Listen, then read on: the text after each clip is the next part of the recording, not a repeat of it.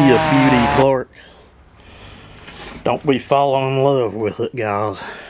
It's staying right here. Hey guys, how you doing? I hope you're all well. What we're going to get into here in this little short video is, saw here that I've gotten some comments about that.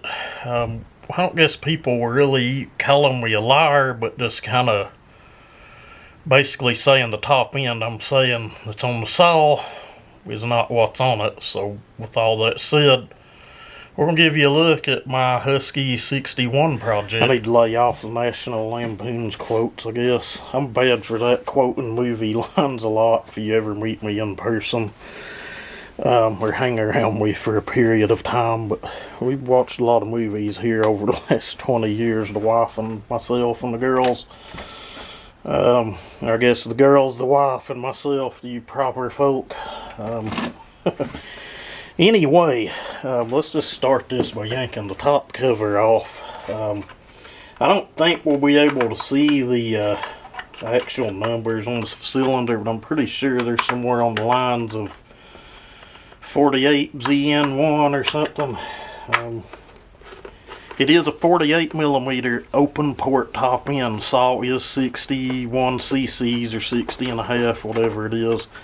Same bore and stroke as like a 036 or 360 steel. I'm sure there's a lot of other saws that follow those parameters, but I've had several comments of people mainly asking it. I didn't really get anyone being an asshole or anything, but mainly asking, hey, is that a 272 top end? That thing pulls off a well. And if I can get one re-downloaded, I'll put a clip in here of this thing pulling a 28 in some pretty good sized hardwood.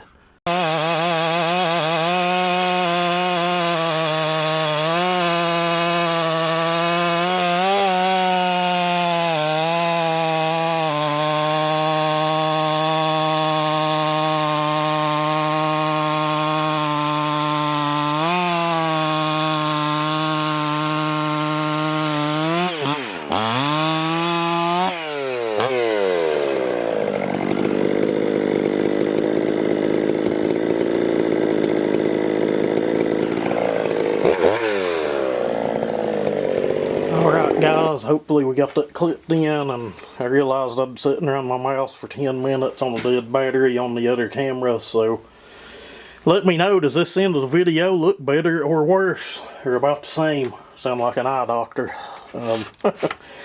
Anyway, I can zoom in on this. There's no way possible you could see any numbers or anything without me pulling the flywheel, but I think in most cases, most of you are going to know what that cylinder is that's dealt with these. There's no decomp.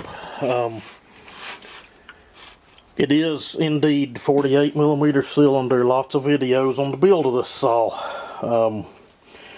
I'll try to get something at the end of the video on an end screen or in a pinned comment or something showing the build of it. But it is indeed a 48mm open port cylinder.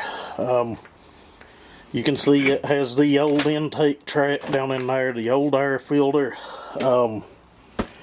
It does indeed have a 272 carburetor. I think I bought that one from the Duke. I've had good luck with his carburetors. Honestly, any of the 272 carburetors I've bought, even the $11 ones, have been fine. It must be a pretty simple carburetor to copy.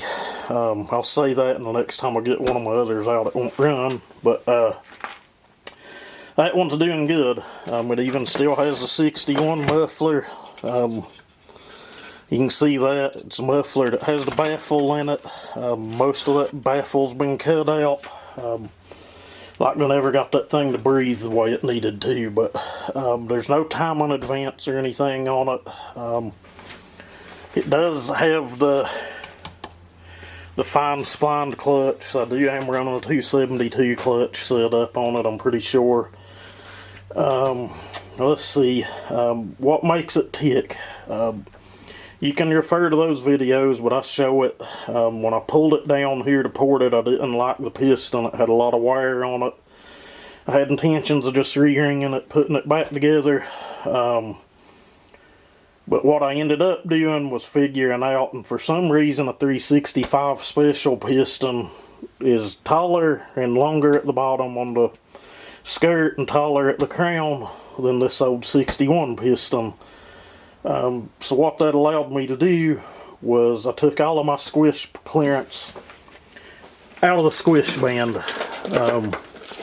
Hopefully I've got the old piston laying here in this drawer somewhere. Maybe I laid it down on this desk. There they are.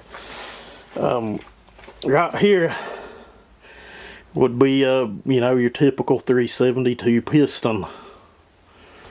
They have outbound transfers, so there's no need. It's case fed, so there's no need for a windowed piston. Here's the original piston out of the 61. It's 48 millimeter. You can see that the sandpaper's still there from when I cut the squish band. And yes, it's fine to do.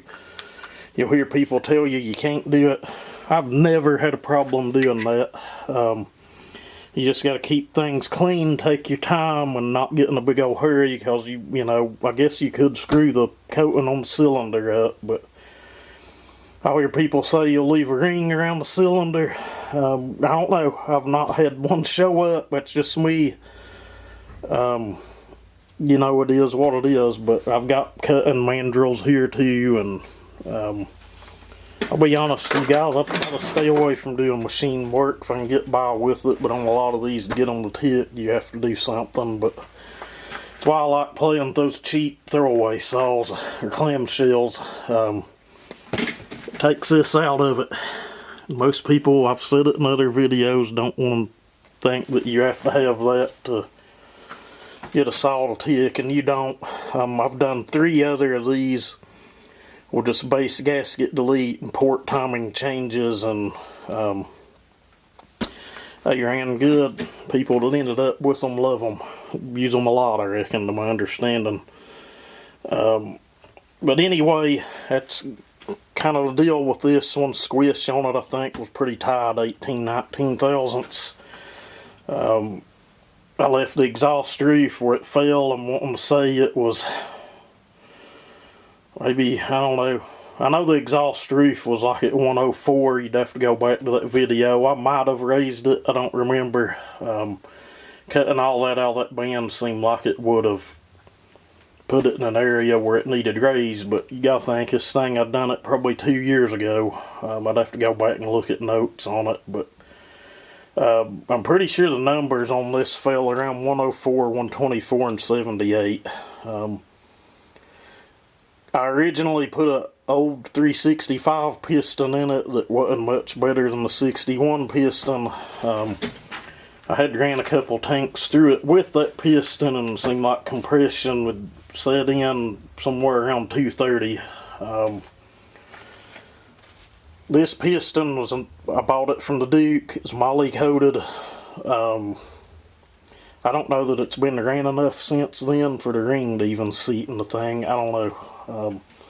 It's one of them just kind of sits on the shelf. I pull out every now and then and run. But you guys have a good one.